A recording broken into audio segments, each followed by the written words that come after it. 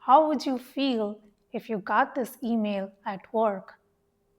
The org will be implementing several new changes in the next quarter. Stay tuned. Would you be excited about it? What's gonna happen? Will it be equipment upgrade, more trainings, more team activities? Or would you be apprehensive? The economy is so bad. Hopefully, they are not laying off employees. I hope my job is safe. More often than not, majority will gravitate towards the latter. Most of us fear change. Why is this the case? We go through life experiences expecting things to match our preferences. But this hardly happens 10 to 20% of the time. For rest of the times, we make our peace with it and do the best that we can. But within us, internally, we maintain a ledger in which we record all our experiences, and it is predominantly negative because 80 to 90% of the outcomes didn't match our wishes. So, based on this history, we start evaluating each upcoming experience and are preemptively negatively biased. We say things like, I don't want to get my hopes high. I don't want to get hurt. I am cautiously optimistic.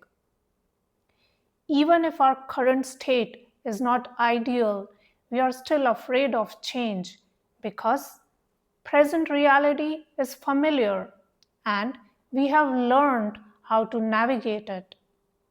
We worry that the change could bring about an unknown problem that we won't know how to tackle and may end up in a worse predicament.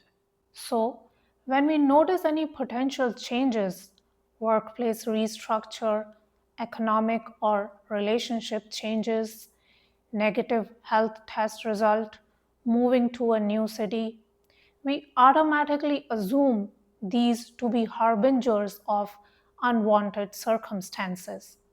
And so, we grab onto current reality as tightly as we can. Now, there are a couple of points that we may want to consider.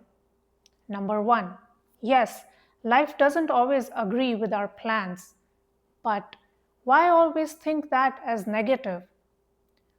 If we accept it and go along with it, maybe it turns out even better. And I have a video on this which I will link below called Life is Not Testing You, You Are. Number two, if we keep going by this philosophy that life didn't support me in the past, so it wouldn't support me in the future, then we are already gearing up for disappointment. We are contaminating the future with the negativity of the past. And I have a video on this as well called How to Create a Future Which is Not Similar to Your Past. And I will link it below. The truth is, whether we like it or not, change is the only constant. So it will be more efficient for us if we work with it instead of pushing against it. Ironically, it is our resistance that usually makes the situation even more difficult. The best approach that we can use is to work in tandem with the situation. If there is something unpleasant and we can avoid it, we do it. Otherwise, we choose the best under the circumstances and then pour our physical energy into making it better and staying positive mentally. If we bring positivity, the situation will ultimately reflect it. So, the negative test result and relationship changes can help us reorient our focus so that we stop taking things for granted and this can, in turn, improve our dynamic with our health and our relationship. The move, org restructure, and economic changes may turn out to be positive. But even if they are not, then we can do the best we can, and at some point the situation will change. What good does it do to be negatively predisposed going into a situation? In that case, we are trying to move forward with our physical actions, but our mental negative energies keep pulling us back. So it creates this tug of war. So, isn't it better to focus our physical and mental energies in the same direction that we want to go? This is not positive mumbo jumbo. We can still employ our discretion and make decisions out of conscious awareness. But let's stop being fearful of change. If it makes us feel anxious, we can flip the script and label it as something positive. Call it happy or good surprise. It brings levity to the situation and makes us feel better. Try it. It's not absurd.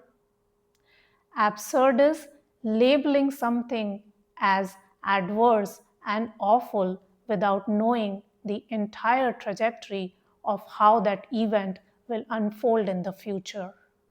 What's the advantage in being constantly worried about something? We'll get more to worry about because the energy is propagated.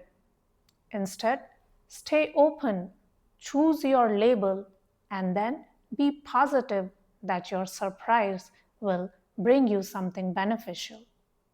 And then do the best you can. Find out if this serves you. Thanks for watching.